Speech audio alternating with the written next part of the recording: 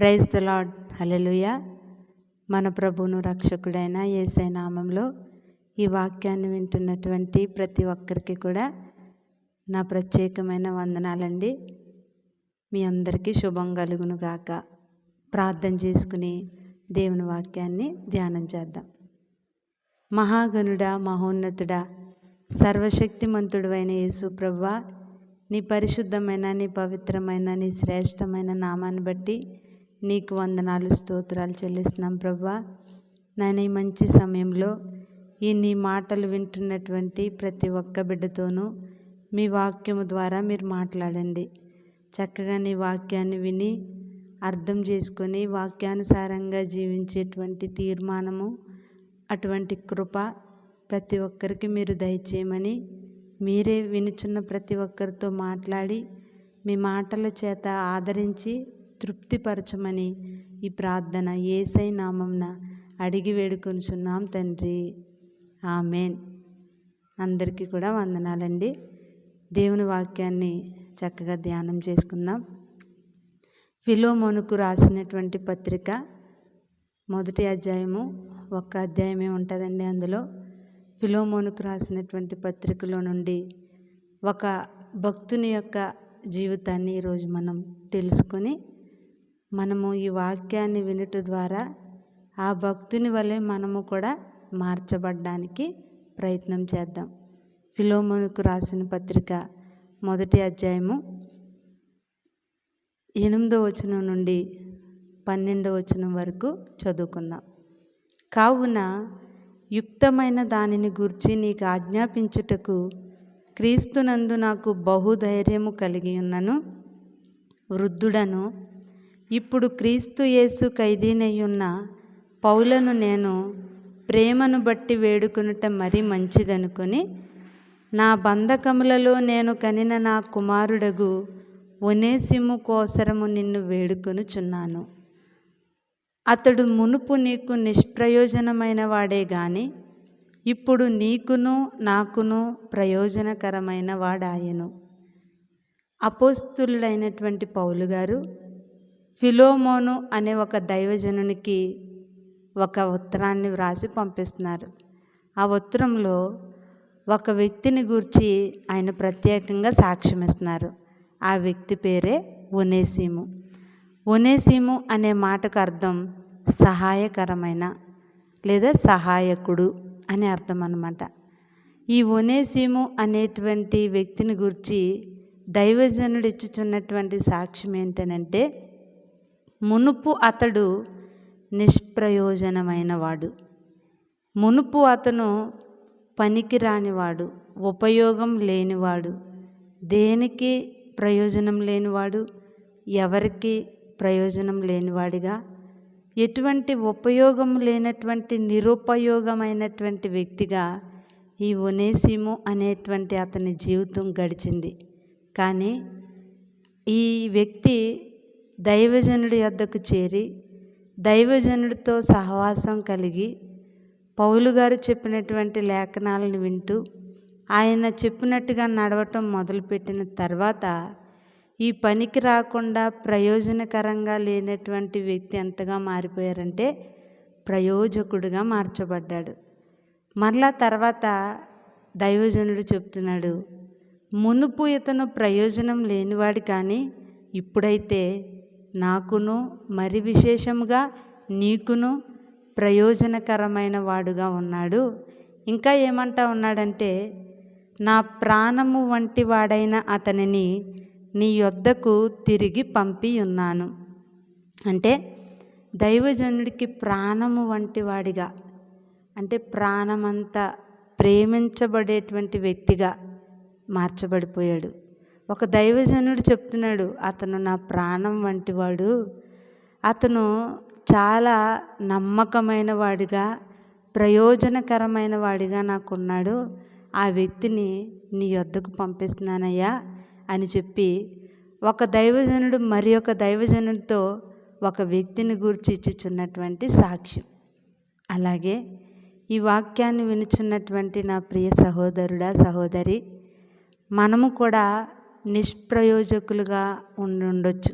అంటే దేనికి పనికిరాని వారిగా, ఏ ఉపయోగం లేని వారిగా, ఎవరికి ఉపయోగపడలేని జీవితం, నిరుపయోగమైన నిష్ప్రయోజనమైనటువంటి జీవితం జీవించుచున్నటువంటి వారంగా మనం ఉండుండొచ్చు. కానీ దైవజనుడు చెప్పినట్టు నడవటం మొదలు పెడితే, దైవజనుడు చెప్పినటువంటి దేవుని మాటలను విని వాటిని అనుసరించటం మొదలు పెడితే నిష్ప్రయోజనంగా ఉన్న నీ జీవితం కూడా ప్రయోజనకరంగా మార్చబడుతుంది. పనికి రాకుండా ఉన్నటువంటి నీ బ్రతుకు 10 మందికి ఉపయోగపడేదిగా తీర్చిదిద్దబడుతుంది. ఎందుకు పనికిరాను అనుకున్న నీవే అనేక మందికి ఆశీర్వాదకరంగా మార్చబడతావు. కాబట్టి ఈ ఒనేసిము జీవితం కూడా ఒకప్పుడు నిష్ప్రయోజనమైనది. అలాగే ఈనాడు అనేక మంది నిష్ప్రయోజకులుగా, కుటుంబంలో నిష్ప్రయోజకులుగా, అంటే ఎటువంటి ఉపయోగం లేని వారిగా, ఎందుకు పనికిరాని వారిగా జీవితాలు గడుపుతూ ఉన్నటువంటి వాళ్ళతో ప్రభు చెప్తున్న మాట ఏంటంటే, నీ జీవితం ప్రయోజనకరంగా మార్చబడాలంటే నువ్వు తప్పకుండా దైవజనులు చెప్పినటువంటి వాక్యాలను, ఎందుకంటే దైవజనుడు మాట అంటే అది దేవుని యొక్క మాట, దేవుని యొక్క ఆత్మలో నుండి దేవుడు చెప్తున్నటువంటి మాటలు అవి. కాబట్టి ఎవరైతే దైవజనుని మాటల్ని పాటిస్తారో వాళ్ళ జీవితాలు నిజంగా ప్రయోజనకరమైనవిగా మార్చబడతాయి. ఇక్కడ మనం చూసినటువంటి ఈ భక్తుడు కూడా నిష్ప్రయోజకుడు. అలాగే వాళ్ళ అనేక మందిని గూర్చి వాళ్ళ కుటుంబీకులు చెప్పేటువంటి సాక్ష్యం ఏంటంటే, ఈ వ్యక్తి వల్ల ఎటువంటి ఉపయోగం లేదు. ఒక తల్లి చెప్తుంది ఒక కుమారుని గురించి, ఈ నా కుమారుడి వల్ల ఎటువంటి ఉపయోగం మాకు లేదు. ఇతనికి వయసు వచ్చింది కానీ ఇతని వల్ల మాకు ఎటువంటి సహాయం కూడా కుటుంబంలో లేదు. ఎందుకంటే ఆ వ్యక్తి ఒక త్రాగుబోతుగా కష్టపడినటువంటి కష్టార్జితం అంతా తన విలాసాలకి, తన యొక్క కోరికలకి ఖర్చు పెట్టుకుంటూ కనీసం కుటుంబంలో తల్లిని కానీ తండ్రిని కానీ కుటుంబంలో ఎవరిని పట్టించుకోకుండా ఎటువంటి బాధ్యత లేనటువంటి వ్యక్తిగా ఆ వ్యక్తి ఉంటా ఉన్నాడు. కాబట్టి ఆ తల్లి ఎంతో దుఃఖంతో చెప్తుంది, ఈ బిడ్డ ఉన్నాడు కానీ వీడి వల్ల మాకు ఎటువంటి ప్రయోజనం కూడా లేదు. అలాగే అనేక మంది చెప్తా ఉన్నారు, మా తండ్రి వల్ల మా కుటుంబంలో ఎటువంటి ప్రయోజనం లేదు, ఉన్నాడు కానీ మాకు అతని వల్ల ఎటువంటి సహాయం కూడా లేదు. మా చదువుకోవడానికి సహకరించడు, మమ్మల్ని పోషించడానికి సహకరించడు. మా తండ్రి తన కష్టపడ్డ డబ్బులు, మేము కష్టపడ్డ డబ్బులు కూడా అతని ఖర్చులకి, అతను తాగడానికి, అతను తిరగడానికి ఉపయోగించుకోవడమే తప్ప అతనికి కుటుంబం ఎడల బాధ్యత లేదు, బిడ్డల ఎడల బాధ్యత లేదు. ఇటువంటి తండ్రి అసలు ఎందుకు, లేదా ఇటువంటి బిడ్డలు అసలు ఉన్నా ఒకటే లేకపోయినా ఒకటే అని బాధపడేటువంటి తల్లులు, బాధపడేటువంటి పిల్లలు ఎందరినో మనం ఇవాళ చూస్తూ ఉన్నాం.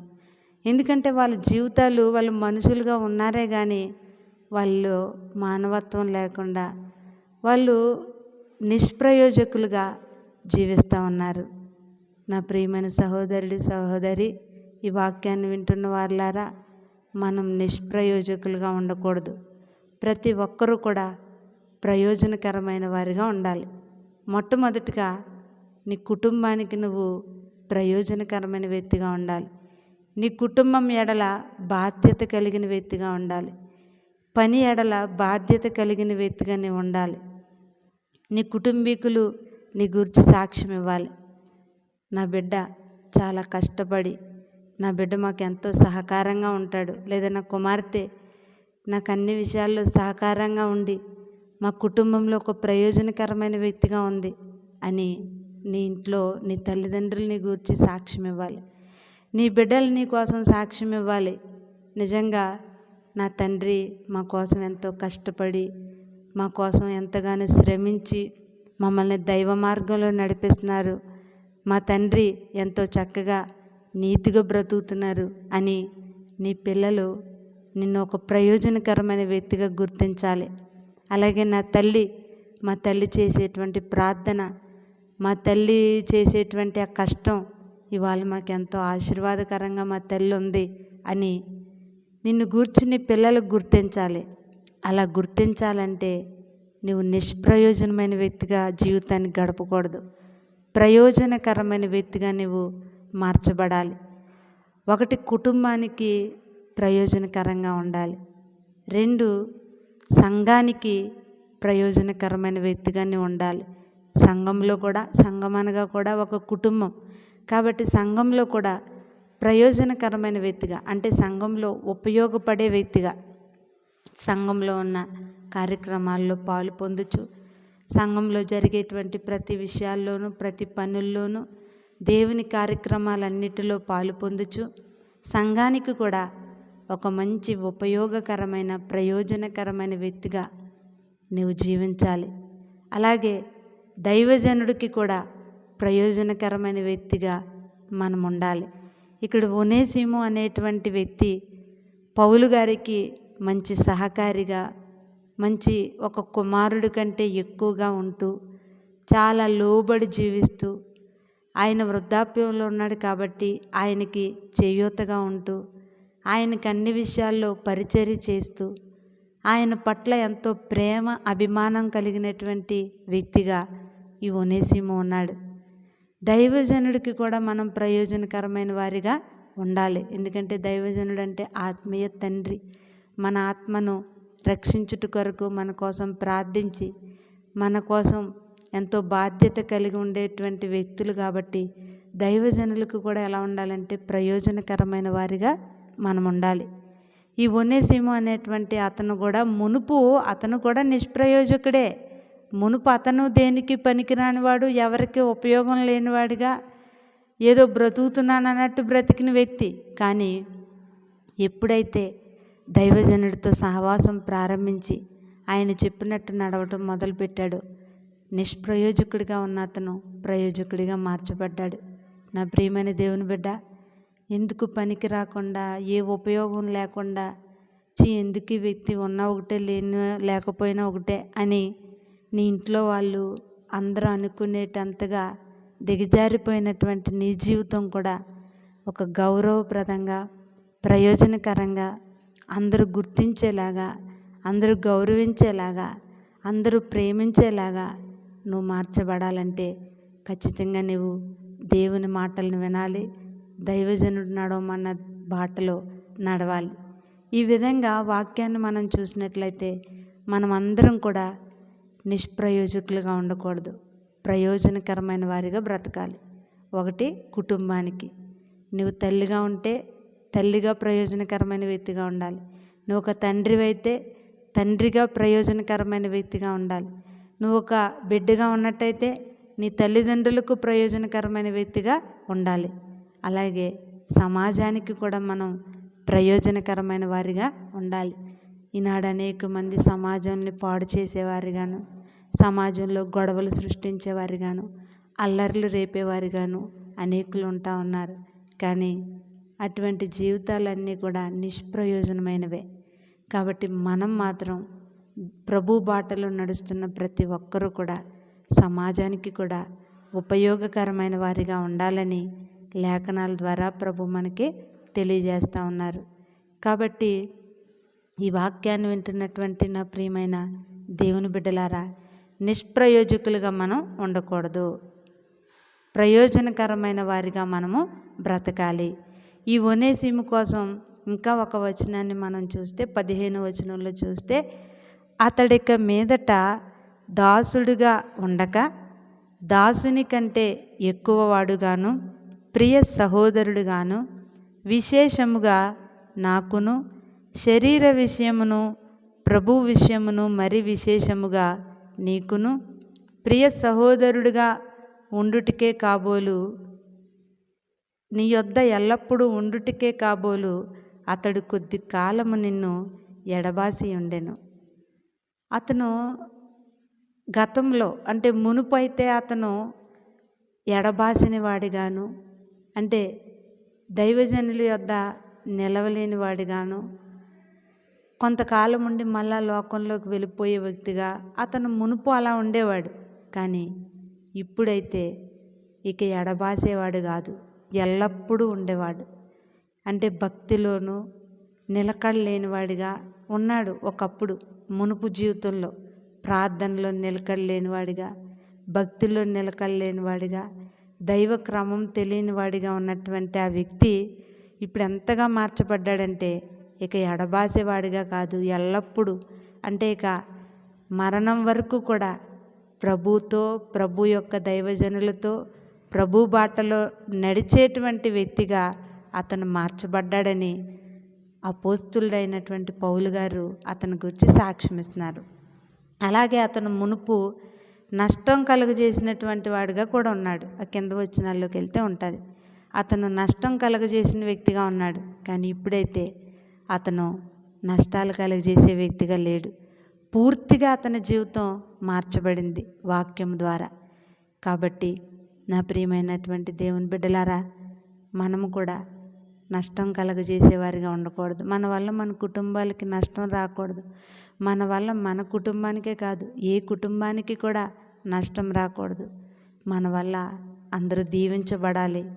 మన వల్ల అందరూ సంతోషంగా బ్రతకాలంటే మనము ప్రయోజనకరమైన వారిగా జీవించాలి. పరిశుద్ధ గ్రంథంలో నుండి యాకోబు యొక్క జీవిత చరిత్ర మీలో చాలామందికి తెలుస్తుంది. ఎందుకంటే యాకోబు ఎటువంటి వ్యక్తిగా అతను ఉన్నాడు అనేదంతా కూడా మనకి తెలుసు. అతను తన మేనమామ ఇంటి దగ్గరికి వెళ్ళి అక్కడ గొర్రెలు మేపుతూ అక్కడ తన జీవితాన్ని గడుపుతూ ఉన్నటువంటి సమయంలో అతను కొంతకాలం అక్కడ ఉన్న తర్వాత తిరిగి తన యొక్క గ్రామానికి, తన దేశానికి వచ్చేయాలని అతను సిద్ధమయ్యి వాళ్ళ మేనమామ దగ్గరికి వెళ్ళి అడిగాడు. ఇక నేను వెళ్ళిపోవాలనుకుంటున్నాను, నా తండ్రి ఇంటికి నేను వెళ్ళిపోతాను నా కుటుంబాన్ని తీసుకుని అని అడిగినప్పుడు వాళ్ళ మేనమామ అతని గురించి సాక్ష్యం ఇస్తున్నాడు. నువ్వు నన్ను విడిచి వెళ్ళిపోద్దురా, ఎందుకంటే నిన్ను బట్టి యెహోవా నన్ను ఆశీర్వదించెను. నీవు వచ్చిన దగ్గర నుండి, నువ్వు నా కుటుంబంలో అడుగుపెట్టిన దగ్గర నుండి నిన్ను బట్టి, నీ ప్రార్థనను బట్టి, నీ భక్తిని బట్టి నీ దేవుడు నన్ను ఆశీర్వదించాడు. కాబట్టి దయచేసి నువ్వు వెళ్ళిపోవద్దు, మా దగ్గరే ఉండు అని మేనమామ యాకోబుని బ్రతులాడుతున్నాడు.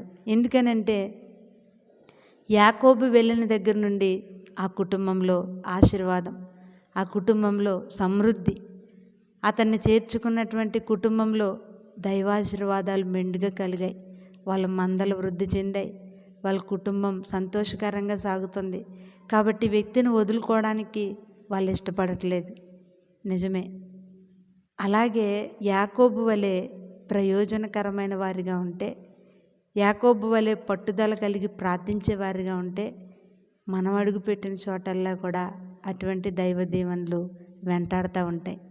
కానీ కొంతమందిని బట్టి అనేక మంది ఇచ్చే సాక్ష్యం ఏంటంటే, నిజంగా పలానా వ్యక్తిని బట్టే మా కుటుంబం నాశనం అయిపోయింది, పలానా వ్యక్తిని బట్టి మా కుటుంబం ఎంతో దుఃఖంతో ఉంది, పలానా వ్యక్తి వల్లే మేము ఈరోజు ఇలాగా అప్పుల పాలైపోయాం, లేదా కష్టాల పాలైపోయాం, వేదనతో బ్రతుకుతున్నాం, ఆ వ్యక్తి మా ఇంటి దగ్గరికి వచ్చిన దగ్గర నుండి మా కుటుంబంలో శాపాలు, శోధనలు అని ఒక్కొక్కరిని గూర్చి కొంతమంది ఇచ్చేటువంటి సాక్ష్యం. పలానా వాళ్ళ వల్లే మా కుటుంబం చీలిపోయింది, విడిపోయింది, నాశనం అయిపోయింది, ఆ వ్యక్తి వల్ల మేము ఇవాళ ఇంత వేదనతో మేము బ్రతుకుతున్నాం అని చెప్పినప్పుడు అది బాధ పెట్టిన వ్యక్తికి అది ఆశీర్వాదం కాదు కదా. అందుకే మనకి లేఖనం ఏం సెలవిస్తుందంటే, నీవు ఇంకొక కుటుంబానికి బాధ కలిగించే వ్యక్తిగా ఉండకూడదు. ఇంకొక కుటుంబాన్ని లేదా నీ కుటుంబాన్ని కూడా ఇబ్బందులు పాలు చేసే వ్యక్తిగా, నష్టాలు పరిచే వ్యక్తిగా, వాళ్ళకి కన్నీళ్లు తెప్పించే వ్యక్తిగా, నీ వల్ల వాళ్ళు దుఃఖపడేటువంటి పరిస్థితి రాకుండా ఉండాలంటే నిష్ప్రయోజకుడిగా ఉన్న నీవు ప్రయోజనకరమైన వ్యక్తిగా మార్చబడాలి. నిష్ప్రయోజనకరమైన ఉన్నటువంటి నీ జీవితం ప్రయోజనకరం అవ్వాలంటే తప్పకుండా యేసు ప్రభు దగ్గరికి వచ్చి ఆయన పాదాల యొద్ద నీ పాపాలన్నీ ఒప్పుకొని, ఆయన యొక్క దైవ సేవకులు ఎలా చెప్తున్నారో అలాగ నీవు నడిచినప్పుడు, ఆ మాటల్ని పాటించి జీవించినప్పుడు పనికి రాకుండా ఉన్నటువంటి నీ జీవితం ఫలభరితంగా మార్చబడుతుంది. నిష్ప్రయోజకుడిగా ఎందుకు వ్యక్తి, ఎందుకు ఇతను అనుకున్నటువంటి నీ వాళ్ళే నిజంగా ఆ వ్యక్తి వల్లే ఈరోజు మా కుటుంబం దీవించబడింది, మా కుటుంబం ఆశీర్వదించబడింది అని చెప్పేటువంటి సాక్ష్యాన్ని కలిగి ఉండాలంటే నిష్ప్రయోజనకరంగా బ్రతకూడదు. కాబట్టి ఈ వాక్యాన్ని వింటున్నటువంటి నా ప్రియ సహోదరుడ సహోదరి, నీవు ఉపయోగకరంగా ఉంటున్నావా, నిరుపయోగకరంగా ఉంటున్నావా? నీ కుటుంబానికి నీ వల్ల ప్రయోజనం ఏమైనా ఉందా, లేదా ఏ ప్రయోజనం లేకుండా బ్రతుకుతున్నావా? నిన్ను బట్టి నీ ఇంట్లో వాళ్ళు దుఃఖపడుతున్నారా, సంతోషపడుతున్నారా? నిన్ను బట్టి నీ దైవజనుడు నిజంగా పలానా వ్యక్తి చాలా నమ్మకస్తుడు, చాలా భక్తిపరుడు, చాలా దైవేకంగా ఉంటాడని సాక్ష్యం ఇచ్చేటువంటి సాక్ష్యం నీకుందా? లేకపోతే పలానా వాడు మార్పు లేనివాడు, దుష్టుడు, లేదా అతని పాపాలు విడిచిపెట్టడు అని నీ గురించి దైవజనుడు చెప్పేలాగా ఉన్నావా? ఏ విధమైనటువంటి సాక్ష్యం నీ కోసం చెప్పబడేటట్టు ఉంది నీ జీవితం? ఆలోచన చేసుకో. ఇక్కడ అపోస్తులైనటువంటి పౌలు, మహాభక్తుడైనటువంటి ఆయన ఒనేసిము అనేటువంటి వ్యక్తిని గురించి ఇచ్చుచున్న సాక్ష్యం, మునుపు నిష్ప్రయోజకుడే కానీ ఇప్పుడైతే ప్రయోజనకరమైన వాడు, మునుపు నష్టం కలగజేసిన వాడే కానీ ఇప్పుడైతే లాభాలు కలగజేసే వ్యక్తి, మునుపు దాసుని వంటి వాడు కానీ ఇప్పుడైతే కుమారుడి కంటే ఎక్కువైన వాడు, పైగా నా ప్రాణం వంటి వాడు, అతను నా ప్రాణంతో సమానం అని చెప్తున్నాడు దైవజనుడు. కానీ నాడు అనేక మంది ప్రాణం వంటి వారుగా లేరు, ప్రాణం తీసేవాళ్ళుగా బ్రతుకుతున్నారు. కుటుంబీకులదే కానీ, దైవ సేవకులదే కానీ, ఇంట్లో వాళ్ళదే కానీ, అనేక మందిదే కానీ ప్రాణం తీసేవాళ్ళుగా బ్రతుకుతున్నారు తప్ప ప్రాణం వంటి వారు అని అనిపించుకునేటువంటి అర్హతని చాలామంది కోల్పోతూ ఉన్నారు. కాబట్టి మనము దేవునికి ప్రాణం వంటి వారిగా ఉండాలి, దైవజనుడికి ప్రాణం వంటి వారిగా ఉండాలి, కుటుంబానికి ప్రాణం వంటి వారిగా ఉండాలంటే నిష్ప్రయోజనమైన జీవితం మనం జీవించకూడదు, ప్రయోజకులంగా మార్చబడాలి.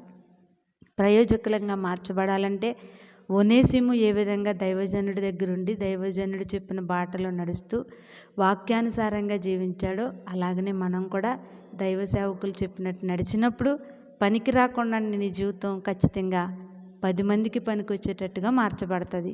నీ కుటుంబానికి, సంఘానికి, అందరికీ నువ్వు ప్రయోజనకరమైన వ్యక్తిగా మార్చబడతావు. అటువంటి కృప దేవుడు ఈ వాక్యాన్ని వింటున్నటువంటి ప్రతి ఒక్కరికి అనుగ్రహించునుగాక. ఆమేన్. మీకు అందరికీ కూడా యేసయ్య నామములో వందనాలండి. మీకు శుభం కలుగునుగాక. చిన్న ప్రార్థన చేసుకుందాం. మహాగణుడా, మహోన్నతుడా యేసు ప్రభువా, నీకు స్తోత్రాలు. ఇంతవరకు నీ అమూల్యమైన మాటలను ఎవరైతే శ్రద్ధగా విన్నారో వారి జీవితాల్లో మీరు గొప్ప కార్యాలు జరిగించండి. నిష్ప్రయోజనకరంగా ఉన్నటువంటి వారి జీవితాలని ప్రయోజనకరంగా మార్చండి. ఒనేసిము వలె ప్రయోజకులయ్యేటట్టు సహాయం చేయండి. కుటుంబానికి, సంఘానికి, దైవజనులకు, సమాజానికి ప్రయోజనకరమైన వ్యక్తులుగా మార్చబడేటువంటి కృపను ప్రతి ఒక్కరికి మీరు దయచేయమని, ఈ వాక్యము ప్రతి ఒక్కరి హృదయాల్లో నాటి ఫలింపచేయమని ఈ ప్రార్థన యేసు నామమున అడిగి వేడుకొనుచున్నాం తండ్రి. ఆమెన్.